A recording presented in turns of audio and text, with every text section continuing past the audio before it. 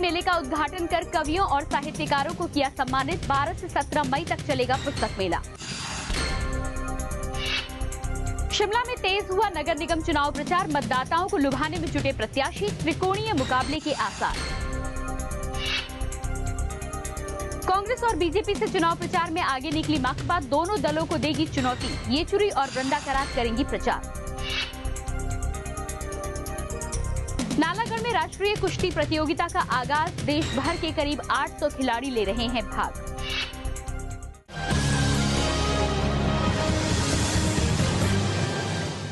नमस्कार, हिमाचल आजकल में आपका स्वागत है। मैं हूं प्रियंका। अपने इस खास न्यूज बुलेटिन में हम आपको दिखाएंगे राज्य की हर वो खबर जिसका सरोकार सीधे आपसे है। नेशनल बुक ट्रस्ट द्वारा पुस्तक मेले का आयोजन शिमला में किया जा रहा है। 12 से 17 मई तक चलने वाले इस मेले का शुभारंभ मुख्यमंत्री प्रेम कुमार धूमल ने किया। इस मौके पर मुख्यमंत्री ने खुशी जाहिर करते हुए कहा कि नेशनल बुक ट्रस्ट द्वारा शिमला में तीसरी बार पुस्तक मेला लगाया गया है, जिससे लोगों को दुर्लभ किताबें खरीदने और पढ़ने का मौका मिलेगा। शिमला में नेशनल बुक ट्रस्ट द्वारा 12 से 17 मई तक एक पुस्तक मेले का आयोजन किया जा रहा है, जिसका उद्घाटन मुख्यमंत्री प्रेम कुमार धूमल ने किया। इस मौके पर मुख्यमंत्री ने कहा कि मेले के जरिए स्थानीय लोगों के साथ साथ पर्यटकों को भी उच्च कोटि की पुस्तकें खरीदने का मौका मिलेगा। उन्होंने कहा कि लोगों की तमन्ना है कि नेशनल बुक ट्रस्ट हर साल शिमला में ये पुस्तक मेला लगाए। इसके लिए सरकार नेशनल बुक ट्रस्ट को हर संभव सहायता प्रदान करेगी। मैं समझता हूँ कि हिमाचल में शिमला में जो पर्यटक आता है वो आपके देर से अच्छी पुस्तकें लेके जाएगा और इसके साथ एक याद जब वो पढ़ेगा उसको बाद में, तो उस याद के साथ कि शिमला में पहाड़ों की रानी शिमला में घूमने गया था, वहाँ पुस्तक खरीदी थी, अगले साल फिर जाऊँगा, फिर पुस्तक लाऊंगा, फिर पढ़ूंगा। तो एक ऐसा सिलसिला शुरू होगा तो हमारे टूरिज्म को विकसित करेगा। उधर शिमला में आयोजित शिखर साहित्य समारोह में भी मुख्यमंत्री प्रेम कुमार धूमल मुख्य अतिथि के रूप में उपस्थित हुए। धूमल ने श्रेष्ठ कवि और साहित्यकार पुरस्कार भरत प्रसाद को प्रदान किया। इसके अलावा समारोह में आए दूसरे साहित्यकारों और कवियों को भी सम्मानित किया गया। ब्यूरो रिपोर्ट, हिमाचल आजकल।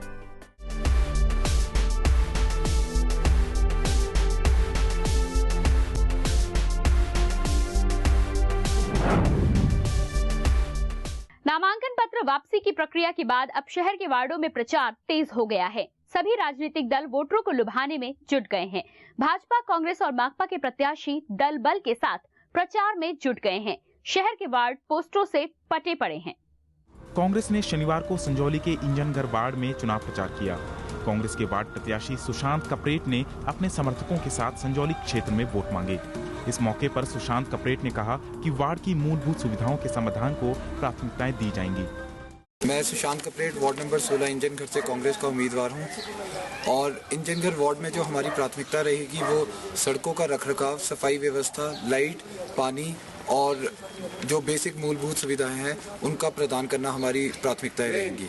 उधर बीजेपी के मेयर पद के दावेदार डॉक्टर SS मिनास और डिप्टी मेयर के प्रत्याशी दिग्विजय चौहान ने लोअर बाजार में जनसंपर्क किया। उन्होंने लोअर बाजार में व्यापारियों से वोट मांगे और उनकी समस्याओं का समाधान करने का आश्वासन दिया। वहीं माकपा ने भी शहर के लोअर बाजार में चुनाव प्रचार किया। माकपा ने मेयर पद के प्रत्याशी संजय चौहान और डिप्टी मेयर के प्रत्याशी टिकेंद्र पवर ने लोअर बाजार में वोट मांगे। इस दौरान उन्होंने व्यापारियों को आ रही दिक्कतों के बारे में भी बात की। इस अवसर पर माकपा नेता और पूर्व विधायक राकेश सिंघा ने कहा कि व्यापारियों की समस्याओं को पार्टी ने प्रमुखता से उठाया है। आज हमने फैसला लिया था कि बाजार में हम अपने मत मांगने का काम करें, लोगों का मत मांगने का काम करें और एक बहुत अच्छा रिस्पॉन्स लोगों का है। जो फॉरेन डायरेक्ट इन्वेस्टमेंट है वो रिटेल में नहीं आनी चाहिए, परचून केस में नहीं आनी चाहिए, उससे भी जो दुकानदार है वो खुश है। तो हम समझते हैं कि इस दफ़ा जो छोटा बिजनेस है उस बिजनेस का भी मत CPIM को आएगा। सभी राजनीतिक दल जोर शोर से चुनाव प्रचार में जुट गए हैं। ऐसे में जीत का परचम किसके हाथ लगेगा ये चुनाव होने के बाद ही पता चल पाएगा। ब्यूरो रिपोर्ट, हिमाचल आजकल। शिमला नगर निगम चुनाव में इस बार माकपा ने कांग्रेस और बीजेपी की मुश्किलें बढ़ा दी हैं। चुनाव प्रचार में माकपा इन राजनीतिक दलों से काफी आगे चल रही है। जल्द ही माकपा के राष्ट्रीय नेता भी शिमला कूच करने वाले हैं। माकपा ने शिमला नगर निगम चुनाव के लिए सांसद और माकपा के पोलित ब्यूरो सदस्य सीताराम येचुरी और वृंदा करात को चुनाव प्रचार में उतारने की तैयारी कर ली है। शिमला नगर निगम के चुनाव में इस बार त्रिकोणीय मुकाबला सामने आ रहा है। चुनावों में बीजेपी, कांग्रेस और माकपा में कड़ी टक्कर होगी। नगर निगम पर काबिज होने में माकपा ने अपनी पूरी ताकत लगा दी है। माकपा का शिमला में अच्छा खासा वोट बैंक भी है। प्रदेश विश्वविद्यालय और कॉलेजों में माकपा समर्थित SFI की जड़ें मजबूत हैं। शिमला नगर निगम चुनाव के लिए माकपा ने शहर के सभी वार्डों में काफी पहले प्रचार शुरू कर दिया है। माकपा की ओर से संजय चौहान मेयर और टिकेंद्र पवन डिप्टी मेयर का चुनाव लड़ रहे हैं। माकपा इन चुनावों में अपने केंद्रीय नेताओं को भी चुनाव प्रचार में उतारने जा रही है। शिमला की जनता के काफ़ी लोकप्रिय सीताराम जी आएंगे और उनके साथ हम प्रयत्न करेंगे कि वृंदा करात जी भी आएँ और ये मुख्य तौर पर हमारे पार्टी के स्टार प्रचारक रहे। तो हम समझते हैं कि इस दफ़ा जो छोटा बिजनेस है उस बिजनेस का भी मत CPIM को आएगा। इस बार नगर निगम चुनाव में माकपा कांग्रेस और भाजपा के लिए कड़ी चुनौती पेश करेगी। माकपा इस चुनाव में माकपा पोलित ब्यूरो सदस्य और सांसद सीताराम येचुरी और वृंदा करात को चुनाव प्रचार में उतारकर अपनी पूरी ताकत झोंकने का मन बना चुकी है। भूपेंद्र चौहान, हिमाचल आजकल, शिमला। माकपा के बाद अब कांग्रेस ने भी शिमला शहर में लगे सरकारी योजनाओं के होर्डिंग्स की शिकायत राज्य चुनाव आयोग से की है। कांग्रेस ने इन होर्डिंग्स को या तो हटाने या फिर ढकने की मांग की है। प्रदेश कांग्रेस अध्यक्ष कौल सिंह ठाकुर ने कहा कि शिमला में नगर निगम चुनाव को लेकर आचार संहिता लग चुकी है। ऐसे में ये होर्डिंग्स आचार संहिता का उल्लंघन है। उन्होंने कहा कि राज्य चुनाव आयोग से बात की गई है कि सरकारी योजनाओं के होर्डिंग्स को 3-4 दिनों में हटा दिया जाए। अब क्योंकि आचार संहिता लागू हो गई है, धूमल साहब के कितने होर्डिंग जो है शहर के अंदर लगे हुए हैं। हमने इलेक्शन कमीशन से कहा है कि इन होर्डिंग को या हटाया जाए या इनको कवर किया जाए, जैसे मायावती के हाथी कवर हुए थे। State election commission, not election commission of India, state election commission जो है 2-3 दिनों के अंदर अंदर जो है इन होर्डिंग को हटाने का आदेश देंगे।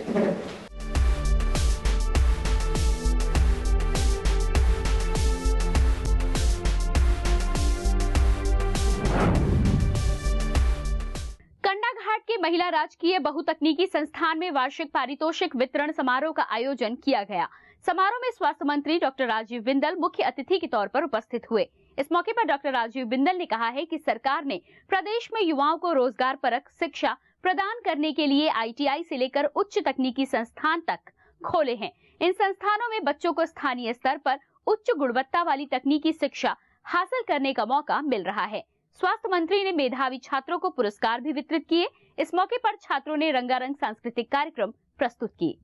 आपका पॉलिटेक्निक कॉलेज, यहाँ की छात्राएं, यहाँ के अध्यापक अपनी परफॉर्मेंस को निरंतर बढ़ाते जा रहे हैं। इस बार भी जो आपकी रिपोर्ट आई है वो रिपोर्ट काबिले तारीफ है। मैं सभी बच्चों को और सभी अध्यापकों को इस बात के लिए बहुत बहुत बधाई देता हूं। गवर्नमेंट क्षेत्र में जो 10 पॉलिटेक्निक हमारे पास हैं उनको बढ़ा करके हम 15 कर रहे हैं। बागवानी मंत्री नरेंद्र बरागटा ने सरकार के जुब्बल कोटखाई क्षेत्र के विकास को प्राथमिकता देने की बात कही है। उन्होंने कहा कि पिछले 4 सालों में जुब्बल कोटखाई क्षेत्र में 9 करोड़ रुपए से अधिक राशि खर्च की जा चुकी है। उन्होंने जुब्बल के सोलंग में उठाऊ पेयजल योजना का भी उद्घाटन किया। इस मौके पर उन्होंने कहा कि सोलंग सड़क को पक्का करने पर 7.5 करोड़ रुपए खर्च किए जाएंगे। बरागटा ने कहा कि भाजपा सरकार ने सभी वर्ग के लोगों के लिए कई योजनाएं शुरू की हैं। हिमाचल में नंबर 1 पर ये सड़क बन रही है। इतना पैसा हिमाचल में कहीं नहीं मिला जितना एक सड़क को 7 करोड़ 54 लाख यहाँ मिले। इसके लिए मैं आपको बधाई देना चाहता हूँ और मुख्यमंत्री का मैं धन्यवाद करना। लगभग 1 करोड़ 21 लाख की लागत से जो पेयजल की योजना थी आज आपको ये समर्पित की गई है। इसके लिए मैं आपको बहुत बहुत बधाई देना चाहता हूँ। फिलहाल रुकेंगे एक छोटे से ब्रेक के लिए, लेकिन ब्रेक के बाद भी खबरों का सिलसिला जारी रहेगा। देवभूमि का सजग प्रहरी, हिमाचल आजकल। हिमाचल प्रदेश की राजनीतिक हलचल, सामाजिक चहल पहल, सांस्कृतिक व धार्मिक रबतों का बेहतरीन व अद्भुत संगम। देखिए हिमाचल आजकल प्रतिदिन रात्रि 9 बजे सिर्फ दिशा चैनल पर। ब्रेक के बाद आपका स्वागत है और अब एक नजर हेडलाइंस पर। धूमल ने पुस्तक मेले का उद्घाटन कर कवियों और साहित्यकारों को किया सम्मानित। 12 से 17 मई तक चलेगा पुस्तक मेला। शिमला में तेज हुआ नगर निगम चुनाव प्रचार। मतदाताओं को लुभाने में जुटे प्रत्याशी। त्रिकोणीय मुकाबले के आसार। कांग्रेस और बीजेपी से चुनाव प्रचार में आगे निकली माकपा। दोनों दलों को देगी चुनौती। येचुरी और वृंदा करात करेंगी प्रचार। नालागढ़ में राष्ट्रीय कुश्ती प्रतियोगिता का आगाज। देश भर के करीब 800 खिलाड़ी ले रहे हैं भाग। नैना देवी के पूर्व विधायक के कौशल ने प्रदेश की दोनों बड़ी राजनीतिक पार्टियों भाजपा और कांग्रेस पर भ्रष्टाचार को बढ़ावा देने के आरोप लगाए हैं। नैना देवी में कौशल ने कहा कि प्रदेश की जनता इन दोनों पार्टियों से तंग आ चुकी है और लोग अब तीसरे विकल्प की तलाश में हैं। उन्होंने जेपी कंपनी पर कोर्ट द्वारा 100 करोड़ रुपए का जुर्माना लगाने का स्वागत करते हुए कहा कि इस फैसले से प्रदेश सरकार का असली चेहरा सामने आया है। उन्होंने कहा कि भाजपा के अपने ही लोग सरकार पर भ्रष्टाचार के आरोप लगा रहे हैं। अभी जो हाई कोर्ट ने 100 करोड़ रुपए हर्जाना जुर्माना जो जेपी कंपनी को डाला है और 3 वर्ष तक धूमल सरकार के समय में गैर कानूनी काम होता रहा। कांग्रेस सरकार ने हिमाचल प्रदेश के अंदर जो पंचायत की शामला भूमि थी उसकी किस्म को बदल करके उस भूमि को जेपी कंपनी को देने का जो सौदा किया, उसकी वजह से हिमाचल प्रदेश में ये दोनों पार्टियां जो हैं भ्रष्टाचार के मुद्दे पर नंगी हो गई हैं और इनकी अपनी पार्टी के लीडर जो है शांता कुमार जी हैं, राजस्थान जो है हिमाचल प्रदेश की सरकार को नंगा कर रहे हैं। कांगड़ा के दुर्गम क्षेत्र बड़ा भंगाल के लिए बैजनाथ से हेलीकॉप्टर सेवा शुरू होगी। ऐसा पहली बार है कि इस क्षेत्र के लिए हेलीकॉप्टर सेवा शुरू की जा रही है। इसकी पहली उड़ान 13 मई को होगी। समुद्र तल से 2885 मीटर की ऊंचाई पर स्थित बड़ा भंगाल के लिए अभी तक कोई भी सड़क सुविधा नहीं है।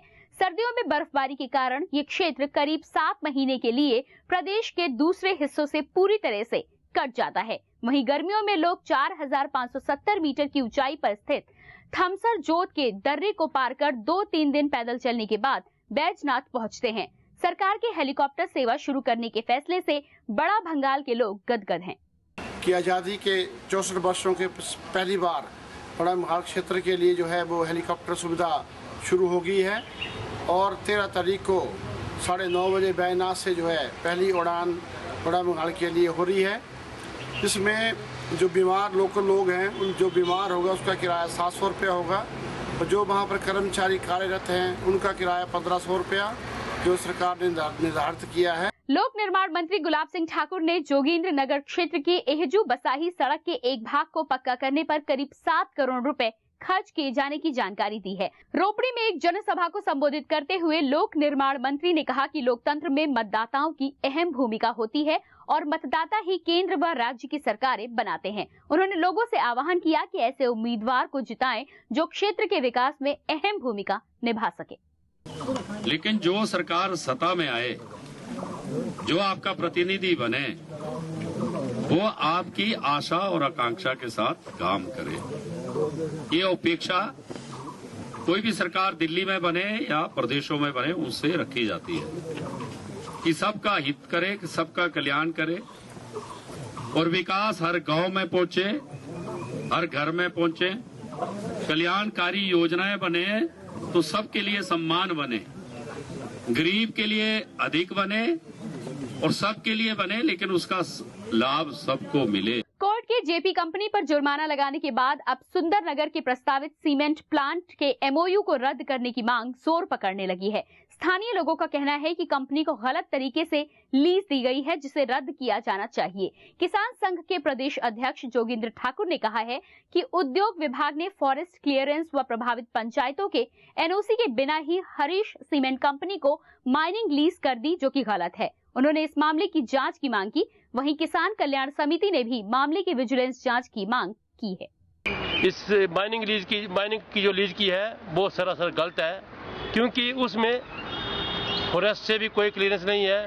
फॉरेस्ट विभाग ने कोई उसमें वो अपना ऑब्जेक्शन सर्टिफिकेट क्लियरेंस सर्टिफिकेट नहीं दिया हुआ है। मेरा तो सरकार से अनुरोध है कि इस MOU जो सीमेंट फैक्ट्री के बारे में हिमाचल सरकार ने या इस सरकार ने किया है या पिछली सरकार ने किया है, उसको रद्द किया जाए ताकि लोगों को राहत मिले। सोलन के नालागढ़ में राष्ट्रीय कुश्ती प्रतियोगिता शुरू हो गई। 3 दिनों तक चलने वाली इस प्रतियोगिता का शुभारंभ हिमाचल रेसलिंग एसोसिएशन के अध्यक्ष व सांसद वीरेंद्र कश्यप ने किया। इस मौके पर उन्होंने कहा कि प्रदेश सरकार ने खेलों को बढ़ावा देने के लिए कई कदम उठाए हैं। उन्होंने कहा कि सरकार कुश्ती के बारे में भी गंभीर है, इसको बढ़ावा देने के लिए विशेष प्रयास कर रही है। इस प्रतियोगिता में देश के 27 राज्यों के करीब 800 खिलाड़ी भाग ले रहे हैं। Green hills engineering college Kumarhatti ने अपने छात्रों के लिए रोजगार मेले का आयोजन किया। प्लेसमेंट एजेंसी के सहयोग से लगाए गए इस मेले में देश की जानी मानी 17 कंपनियों ने भाग लिया। इस मौके पर कॉलेज के चेयरमैन कृपाल सिंह पसरीचा ने कहा है कि कॉलेज प्रबंधन छात्रों के भविष्य को लेकर गंभीर है। यही वजह है कि कॉलेज में ये रोजगार मेला लगाया गया। उन्होंने बताया कि मेले में 350 छात्रों ने पंजीकरण करवाया है। उम्मीद है कि इन सभी छात्रों को प्लेसमेंट दी जाएगी। यहाँ हमारे ग्रीन हिल्स इंजीनियरिंग कॉलेज में हिमाचल में ये पहला जॉब फेयर जो हम shine.com के साथ मिलके कर रहे हैं, ये बहुत अच्छा एक आयोजन हमने किया है जो कि हिमाचल में ये पहली बार हुआ है। जो कि हमारे जो हिमाचल में बच्चे दूर दूर से हमारे पास इंजीनियरिंग के लिए आते हैं और इंजीनियरिंग के बाद नौकरियों के लिए उन्हें परेशानियां होती हैं, तो उसके लिए हमने ये एक सिस्टम को डेवलप किया है ताकि एक जॉब फेयर लगे जिसमें कि हमारे कॉलेज के और बाहर के कॉलेजों के बीच जो बच्चे जिनको जॉब मिलने में परेशानियां होती हैं वो यहाँ आके अपनी जॉब को पक्का कर सकें। CNV बेरोजगार शिक्षक संघ की जिला चंबा इकाई ने अपनी मांगों को लेकर उपायुक्त के माध्यम से मुख्यमंत्री व राज्यपाल को एक ज्ञापन सौंपा। CNV बेरोजगार शिक्षक संघ के अध्यक्ष मनोज कुमार ने कहा कि CNV शिक्षकों की नियुक्ति 10वीं पास के आधार पर हुई थी, पर सरकार ने अब इसे बदलकर जमा 2 व 50% अंकों की शर्त लगा दी है। इस शर्त से लाखों बेरोजगारों का भविष्य अधर में लटक गया है। शिक्षकों की CNV की शिक्षकों की नियुक्ति में जो भी 50% की शर्त जो लगाई है बिल्कुल गलत है। ये आज तक चाहे PTA जो भी अनुबंध आधार पर जो भी नियुक्तियां हुई वो बिल्कुल इस कंडीशन के वो नहीं थे। बिल्कुल आज गवर्नमेंट अपने नए रूल रेगुलेशन चला रही है ये रोजगार मुहैया कराने के लिए, और इसके साथ ही जो एक जलवाकों की नियुक्ति SDM द्वारा की जा रही है, जबकि एक जो शिक्षकों की नियुक्ति है वो अनपढ़ हो सकता है, कुछ अनपढ़ भी उसमें हो सकते हैं या हमारे से ज़्यादा पढ़े लिखे तो है नहीं। वो जो भी SMC प्रधान है वो भाई भतीजावाद हो रहा है वहाँ पे भी नियुक्तियों में। इंटक के प्रदेश उपाध्यक्ष सोहन वर्मा ने कहा है कि इंटक अब बागवानों और किसानों का प्राकृतिक आपदाओं से हुए नुकसान की भरपाई करने के लिए संघर्ष करेगा। सरकार बागवानों और किसानों की फसलों को नुकसान की पूरी भरपाई करे। इंटक की शिमला में एक बैठक भी आयोजित की गई। बैठक में इंटक की शिमला शहरी इकाई का भी गठन किया गया। इस मौके पर उन्होंने कहा कि इंटक बेरोजगारी और आंगनबाड़ी कार्यकर्ताओं के हितों के मामले को सरकार के सामने उठाएगा। जहाँ तक मुद्दों की बात है वो तो इंटक डे बाई डे उठाई जाएंगे, जैसे किसान के मुद्दे हैं, आंगनबाड़ी वर्कर के मुद्दे हैं, मिड डे मील वर्कर के मुद्दे हैं और क्या नाम जी बेरोजगारी है, भ्रष्टाचार है। तो इन मुद्दों को हम जो है जनता के बीच लेके आ रहे हैं। अगर उन्होंने हमारी डिमांडें नहीं मानी, जैसे सरकार अभी BJP की बैठी हुई है, तो हम स्ट्राइक भी कर सकते हैं इन डिमांडों के अगेंस्ट। और अब एक नजर सुर्खियों पर।